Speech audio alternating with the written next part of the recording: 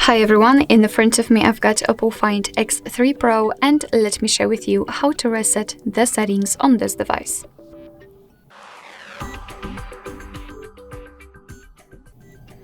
So first of all, let's enter the settings and then scroll down to the very bottom to find system settings. Then let's scroll down to the very bottom again to find backup and reset, and here tap on reset phone. As you can see here, we've got reset all settings option, so simply tap on it and of course draw the pattern or the screen lock you've got set. Let's tap on reset all settings. We've got the information that it will reset everything to the default, so tap on reset all settings and simply wait. Your device will basically set the default settings immediately. Alright, so that'll be all. Thank you so much for watching. I hope that this video was helpful, and if it was, please hit the subscribe button and leave the thumbs up.